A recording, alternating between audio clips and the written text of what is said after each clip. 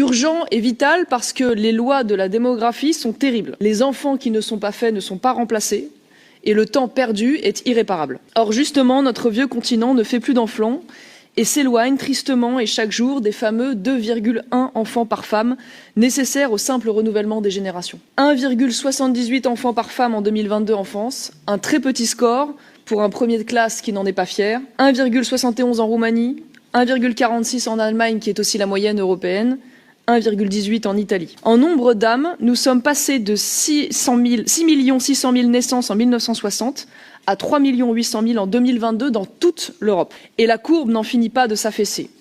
Il y a dorénavant chaque année plus de migrants qui entrent sur le continent européen que d'enfants qui y naissent.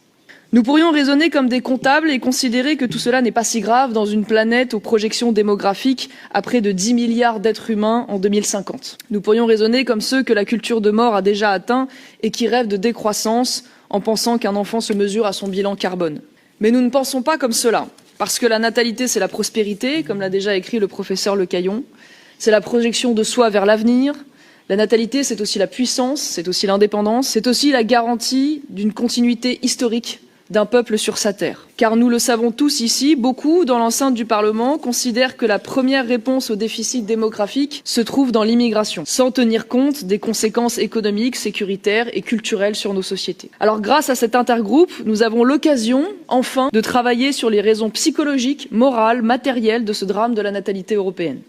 Et pour cela, nous allons nous arrêter avec le professeur Le Caillon sur le rôle déterminant et irremplaçable que joue la cellule familiale dans la société, dans l'économie en particulier, et dans cet enjeu démographique.